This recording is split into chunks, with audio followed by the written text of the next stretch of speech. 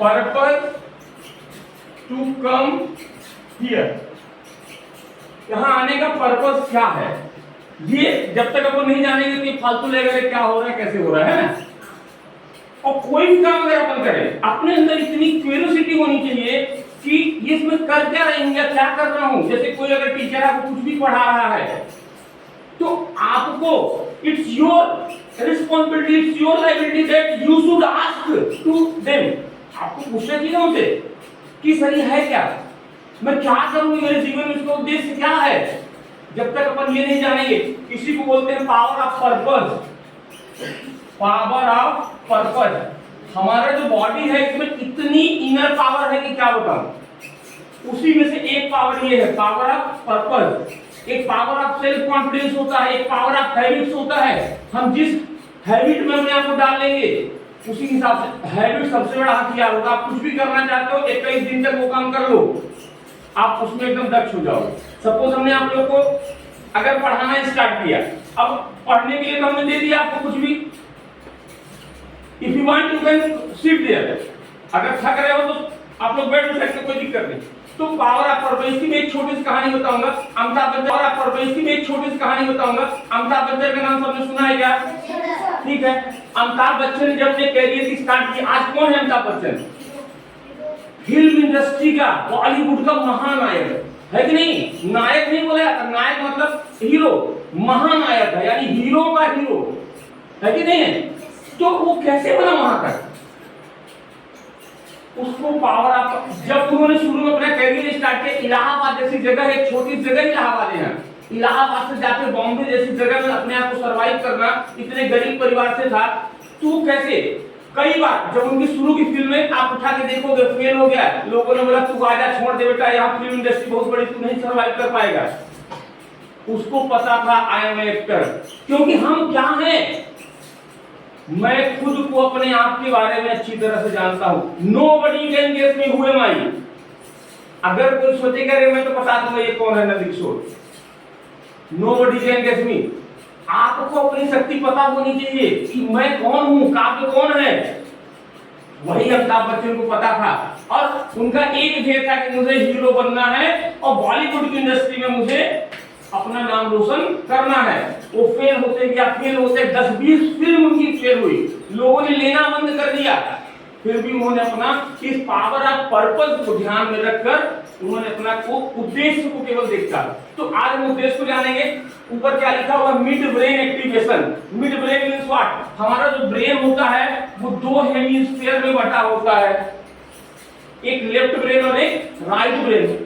हमारा left brain जो होता है, लेफ्ट ब्रेन और राइट ब्रेन, राइट ब्रेन हमारे लेफ्ट पार्ट को ऑपरेट करता है लेफ्ट ब्रेन राइट पार्ट को, मतलब इधर से अगर ये हाथ हमारा चल रहा है तो ये ब्रेन काम कर रहा है, ये हाथ चल रहा है तो ये ब्रेन काम कर रहा है। अब ये दोनों अलग अलग हैं।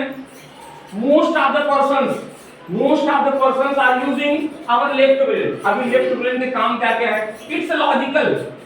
कोई कुछ बोलता है हम तुरंत सोचने लगते हैं ना, लॉजिक लगाते हैं, तर्क लगाते हैं। किसी ने कुछ बोला तुरंत हम अरे ये क्या बोल रहा है, तुरंत हम लॉजिक लगाते नहीं। तो ये हमारा लेफ्ट ब्रेन का काम है। एनालिसिस करना, एनालिसिस यानी विश्लेषण करना,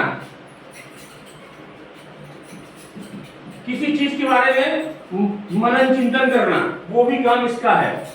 वर्बल जो हम बोलते हैं, जो हम लैंग्वेज, वो सारे काम हमारे लेफ्ट ब्रेन के होते हैं। तो राइट ब्रेन का क्या काम है? राइट ब्रेन हमारा क्रिएटिविटी, जो हम एक्स्ट्रा ऑर्डिनरी जो आर्ट्स का काम करते हैं, जैसे डांस हो गया, बजाना हो गया, कुछ भी काम, एक्स्ट्रा एक्टिविटी जो भी हम सीखते हैं दैट इज राइट ब्रेन का होता है। आप देखिएगा जो बच्चे लेफ्ट हैंडेड होते हैं उनकी हैंड राइटिंग कितनी सुंदर होती है, वो बड़े क्रिएटिव होते हैं। लेफ्ट हैंड वाले बड़े क्रिएटिव, लेकिन उनका पढ़ने लिखने में नहीं लगता, उनका लेफ्ट ब्रेन थोड़ा डिस्टर्ब होता है। लेकिन राइट ब्रेन की बात करें तो उनका बहुत प्यारा होता है, उस चित्र बड़ा सुंदर बना देंगे। कोई इसमें से है लेफ्ट हैंडेड क्या? लेफ्ट हैंडेड कौन है? आप लेफ्ट हैंड से लिखती हो तो बोलो ना हूं मैं हूं, इसमें शर्म की क्या बात है? लेफ्ट हैंडेड वाले बच्चे कितने अच्छे होते हैं। हमें अपने राइट ब्रेन को एक्टिवेट करने की जरूरत है। राइट ब्रेन, स्वामी विवेकानंद जी का नाम सुने हो, उनका राइट ब्रेन एक्टिवेट था। और राइट ब्रेन जिसका एक्टिवेट रहता है उसकी मेमोरी फोटोग्राफिक मेमोरी हो सकती है। फोटोग्राफिक मेमोरी मींस हमने कुछ भी देखा स्कैन हो गया। ऐसी मेमोरी क्यों की? आप लोग भी बनाना चाहते हो क्या उस तरह से मेमोरी? तो उस तरह से मेमोरी बनाने के लिए अब ये बताओ, ये या ये सिंगल सिंगल नहीं, अगर दोनों को जोड़ दिया जाए, यहाँ एक होता है पीनियल ग्लैंड, क्या होता है? पीनियल ग्लैंड होता है, इसमें से एक मेलाटोनिन नामक हार्मोन निकलता है। तो जब ये एक्टिवेट होता है, इसको एक्टिवेट करने के लिए हमें ब्रेन की एक्सरसाइज करनी होती है। हम लोग अपने शरीर की तो एक्सरसाइज सब लोग करते हैं, शरीर हमारा ये हो जाए, डोले सोले बन जाए, बढ़िया है ना, लेकिन ब्रेन को कोई नहीं करता। इस ब्रेन में हमारे 86 बिलियन न्यूरॉन्स हैं। सोच लो कितने हैं न्यूरॉन्स, से इतने सारे क्या बताऊं, खजाना जखीरा है, तो खोलने लगोगे ना, खोलने लगोगे, आपको 10 साल पहले की बात याद है कि नहीं? स्टोरी इतना बड़ा पुस्तकालय है, ये इतना बड़ा पुस्तकालय है कि आप कुछ भी यहाँ समाहित कर सकते हो। इसकी जीबी खत्म नहीं हो सकती, मोबाइल की जीबी खत्म हो जाती है। ये मेरा लैपटॉप है, 8 जीबी का ही है, इसकी जीबी कितनी है? जितना आप उपयोग कर सकते हो उतना। You can't believe, unlimited, infinite, इतनी बड़ी जीबी है। स्टोर करो ना बेटा, बस स्टोर करने का तरीका होना चाहिए, स्टोर करने का तरीका होना चाहिए। दूसरा ये कि इसे एक्टिवेट करना चाहिए। हम जब तक काम करते हैं तब तक हमारे सब कुछ एक्टिव है, जब हम काम करना बंद करें तो हम क्या हो जाते हैं? निष्क्रिय हो जाते हैं, इनएक्टिव हो जाते हैं। तो ब्रेन को कभी रोकना ही नहीं चाहिए। हमारा मन जो होता है, माइंड, 3 तरह के माइंड होते हैं, कॉन्शियस माइंड, सबकॉन्शियस। हम कॉन्शियस माइंड से हम सोचते विचारते हो काम करते हैं, लेकिन जब हम सो जाते हैं तब भी हमारा सबकॉन्शियस माइंड चलते रहता है। आप लोगों को सपने कभी देखे हैं आप लोगों ने? तो अल्टीमेटली मेरे कहने का मतलब ये है कि ब्रेन हमारा कभी रुकता नहीं है। तो हमारा पर्पस यही है, इस अगर ब्रेन की न्यूरॉन्स को एक्टिवेट करना है, हमें अपने मिड ब्रेन को जोड़ना है, अगर इतनी सारी चीजें अगर हमें पाना है, तो हमें रेगुलर बेसिस पे ब्रेन एक्सरसाइज करने की जरूरत है, ब्रेन जिम करने की जरूरत है। देन आफ्टर हमें आई एक्सरसाइज करने की जरूरत है। अब बोल दो लाडो की ये क्यों? आई का क्या काम है ब्रेन? बताएगा कोई यहां से? आई का क्या काम है? आई का ब्रेन से क्या कनेक्शन है? एक छोटी चीज फिर आपको बताता हूं। यहां तक क्लियर हुआ? नो कौन बोला? चलो कोई बात नहीं, यस है नानी? बोलो ऐसे यस। अब देखिए हम थोड़ा सा और देखेंगे। मैं बोल रहा हूं, आप लोग क्या कर रहे हो? तो बस सुन ही बस रहे हो क्या? आपके दिमाग में नहीं जा रहा है क्या? जब मैं बोल रहा हूं तो वो क्या हो रहा है? बस सुनने से काम हो रहा है क्या? नहीं, मैं सुन रहा हूं तो तुरंत कहां जा रहा है? हमारे ब्रेन में। हम जितनी भी एक्टिविटी होती है वो क्या होती है? अल्टीमेटली ब्रेन में। ये हमने इसको चिमटी काट दिया, कहां दर्द हुआ? कहां दर्द हुआ? एहसास कहां होता है? फीलिंग भी कहां होगी? चोट लगी यहाँ, कहां होगा दर्द? ब्रेन है तब तो हमको दर्द हो रहा है ना। कौन बोल दिया? वो दर्द का एहसास कहां होता है ये बताओ। आपको जानकारी कैसे लगी कि हमको चोट लगी या दर्द हो रहा है? ये तो इसके पास तो दिमाग नहीं, घुट्टे दिमाग है क्या? यहाँ दिमाग लगा है क्या? तो यहाँ चोट लगी तो आपको कैसे पता चला कि यहाँ चोट लगी है, ये हमको दर्द हो रहा है? वो दर्द का एहसास होता है, चोट हुई, each and everything it's work of brain. Brain ही बता रहा है ना आपको कि बेटा आपको चोट लग गई है, इसमें दवाई लगाओ, दर्द हो रहा है बहुत। अल्टीमेटली हम जो भी सूचनाएं पाते हैं उसको बोलते हैं इंफॉर्मेशन। क्या बोलते हैं? यस। अब ये इंफॉर्मेशन ही होती हैं, जितनी भी इंफॉर्मेशन है ये किस माध्यम से जाती है हमारे कान में? तो we have 5 sense organs. We have 5 sense organs. कौन कौन से बताओ दित्या? बोली, तेज से बोलना है। Yes, I, tongue, skin and year. देखिए हमें कुछ दिख रहा है, हम जब देखते हैं तब तो दिमाग में आता है कि यार ये सुई तो बहुत सुंदर है। अगर सुंदर है, मैं देख रहा हूँ, ये एहसास कर पा रहा हूँ, तो कौन बता रहा है मुझे? आंख बता रही है। आंख से इंफॉर्मेशन गई ना, इंफॉर्मेशन आंख से गई और तब मुझे ब्रेन में गई, तब ब्रेन ने एनालिसिस किया, बोला हाँ ये सुंदर है। आंख तो नहीं कर पाती ना, आंख देख के क्या वो बताती है कि सुंदर है, ये गंदा है, बताता ब्रेन है। लेकिन वो इंफॉर्मेशन कहां से घुसी ब्रेन में? घुसी, यानी एक तो आंख से जा रही है, मैं बोल रहा हूं, ये कहां से घुस रहा है आपके? ये कहां जा रहा है? सबका कनेक्शन ब्रेन से है। हम अगर स्मेल आ रही सपोज यहाँ पे या खुशबू आ रही है, तो कहां से जाती है? नाक से, है ना? तो तब भी हमें पता चलता है यार कितनी गंदगी है, कोई गंदा कर दिया है, ठीक है।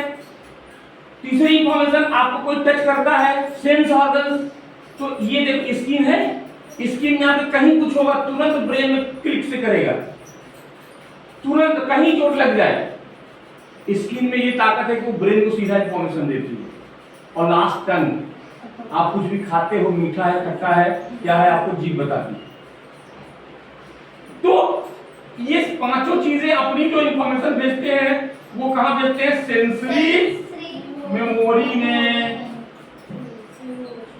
सेंसरी मेमोरी कौन भेज रहा है ये इंफॉर्मेशन? Sense organ. कहां भेजती है? यहाँ।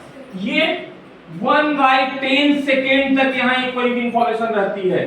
That's all. हम जो देखे, बस देखे और तुरंत भेज देता है वो। आप देखने के बाद के आधे घंटे बाद आपको पता चलता है कि काव्य कैसा है। हम जैसे ही देखें काव्य को, तुरंत हमें पता चल गया काव्य सुंदर है कि गंदा है। 1/10 सेकेंड, एक सेकेंड में कितना टाइम लगता है बेटा बताओ? 1 सेकेंड हो गया। 1 सेकेंड में 1 सेकेंड हो गया कि नहीं हो गया पूरा? और 60 सेकेंड मिलके 1 मिनट बनता है। तो उसका भी 10वां भाग, 1/10 का मतलब उसका भी 10वां भाग में ये इंफॉर्मेशन हमारी यहाँ सेंसरी मेमोरी में पहुंच जाती। हमने सुना और तत्काल पहुंच गया, ब्रेन पहुंचा। लेकिन ये कब तक रहती? बस 1/10 सेकेंड तक। सुनने के बाद कभी कभी हमारा ध्यान इधर उधर चला जाता है।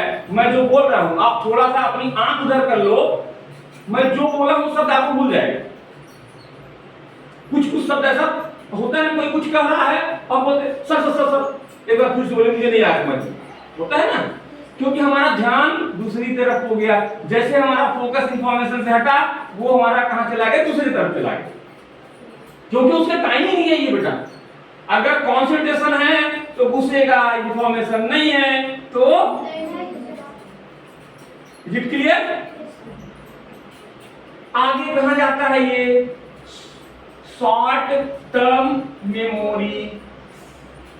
शॉर्ट टर्म मेमोरी कहते हैं ना, शॉर्ट टर्म मेमोरी। तो शॉर्ट टर्म मेमोरी में 7 से 8 इंफॉर्मेशन एट अ टाइम घुसती है, 7-8 वर्ड, 7-8 बुक। लाडो, शॉर्ट टर्म मेमोरी में क्या होता है बेटा? हमने क्या बोला? देखो थोड़ा भी ध्यान उतर जाएगा तो इंफॉर्मेशन गायब हो जाएगी, है? हमारा यहाँ के बाद इंफॉर्मेशन कहाँ जाती है? यहाँ जाती है। शॉर्ट टर्म मेमोरी में 7-8 वर्ड गया, यही हुआ ये, यहाँ गया। अब वो यहाँ चिपकेगा कि नहीं चिपकेगा? चिपकेगा तब जब अपन उसका रिहर्सल करेंगे। क्या करेंगे? रिहर्सल। यहाँ क्या है? No rehearsal. जब नो रिहर्सल करोगे तो वो इंफॉर्मेशन डिलीट हो जाएगी। हम बोलते हैं हमको सब भूल गया, बोलते हैं ना, हमको सब भूल गया। नो रिहर्सल, इंफॉर्मेशन जितनी भी है किसी माध्यम से सब भूल जाएगी। टाइमिंग बहुत उसका शॉर्ट पीरियड होता है। रिहर्सल करते हैं अगर, तो ये कहां चली जाएगी? लॉन्ग टर्म मेमोरी में। लॉन्ग टर्म मेमोरी में यही अपने ब्रेन की फंक्शनिंग है। और लॉन्ग टर्म मेमोरी में इंफॉर्मेशन हमारी, हम रिवीजन अगर 1-2 बार कर लें तो ये परमानेंट रहेगी। इसका नियम है परमानेंट। जब इंफॉर्मेशन परमानेंट कहां होती है? लॉन्ग टर्म मेमोरी में। लॉन्ग टर्म मेमोरी में इंफॉर्मेशन परमानेंट होगी हमारी। होगी कि नहीं होगी? होगी। चीजें क्लियर हुई? अब एक चीज और जान लो, हम जो भी चीज देखते हैं, जो भी चीज पढ़ते हैं, जो भी कुछ, ये शॉर्ट टर्म मेमोरी में तो है। अब रिहर्सल कब करना, दैट इज इंपॉर्टेंट ना। तो अब कोई भी इंफॉर्मेशन हमारे ब्रेन में या हमारे दिमाग में पूनम दीदी 24 घंटे तक रहती है। कितने घंटे तक? 24 आवर्स हमारे दिमाग में रहेगा। उसके बाद अगर आपने उस बीच में रिवीजन या रिहर्सल नहीं किया तो डेफिनेटली बता रहा हूं सब कुछ साफ हो जाएगा, एकदम ब्लैंक। जब स्कूल में पढ़ाते हैं आपको तो एक बार आपने पढ़ाना, एक बार किसी आदमी से मिलोगे, फिर उससे 3 दिन 4 दिन बाद मिलोगे, तो क्या उसका चेहरा याद रहेगा क्या? अपन जो स्कूल में पढ़ के आते हैं 5 मिनट केवल देख लो ना घर में, 5 मिनट इस सब्जेक्ट में क्या पढ़ा 5 मिनट देख लो। एक बार हम मिल चुके हो उस आदमी से, 5 मिनट देख लिए एक सब्जेक्ट का, 5 6 सब्जेक्ट लग रहे हैं, 6 5 30 आधे घंटे का काम हुआ। सारे सब्जेक्टों को फिर से याद हो, थक गए क्या आप लोग? थोड़ा थोड़ा ऐसे कर लो, ऐसे कर लो, एक्सरसाइज करते हो थोड़ा थोड़ा, है ना। चलिए हम स्टार्ट करते हैं। क्लियर हुआ ये? इसलिए हम लोग यहाँ आए हैं। हम लोग यहाँ डांस करने नहीं आए हैं, हम लोग यहाँ खेलने नहीं। खेल तो है ही, everything is game, everything is game. इस दुनिया में कुछ भी गेम के अलावा कुछ नहीं। हम जो सोचते हैं वो भी बिलीव ऑफ गेम, है ना, गेम ऑफ बिलीव। तो ईच एंड एवरीथिंग इस दुनिया में जो है वो गेम ही है, बाकी गेम के अलावा कुछ भी नहीं है। तो क्या आप लोग तैयार हो इस क्लास को लेने के लिए? इसमें हम लोग पहला काम होगा हमारा ब्रेन एक्सरसाइज कराऊंगा, ब्रेन जिम कराऊंगा। ब्रेन जिम के बाद हमारा क्या होगा, बॉडी और गर्म हो, और गर्म हो, और गर्म हो। बॉडी हमारी जितनी गर्म होगी उतने हमारे न्यूरॉन्स एक्टिवेट होंगे। इसलिए कहा जाता है बच्चों को खेलना चाहिए। लेकिन आजकल क्या होता है, हम लुका छिपी वाला गेम खेलते हैं जिसमें कुछ करना ना पड़े। हमें जितना एनर्जेटिक गेम खेल सके उतना एनर्जेटिक गेम खेलना चाहिए बेटा। दौड़ने वाला जितना पसीना आ जाए, तो आधे घंटे का उसी में हम डांस कराते हैं। डांस के बाद हमारी आई एक्सरसाइज होगी ना, आई एक्सरसाइज। उसके बाद म्यूजिक थेरेपी दूंगा आप लोग को। एक ऐसी म्यूजिक है जापानी म्यूजिक जिसमें पूरा ऐसा लगेगा कि आपके ब्रेन को छेद कर रहा है। वो आपके ऊपर इफेक्ट नहीं पड़ेगा, आपके जो न्यूरॉन्स जो सोए हुए उस पर इफेक्ट पड़ेगा। आप देखिएगा लास्ट में होगा, ठीक है।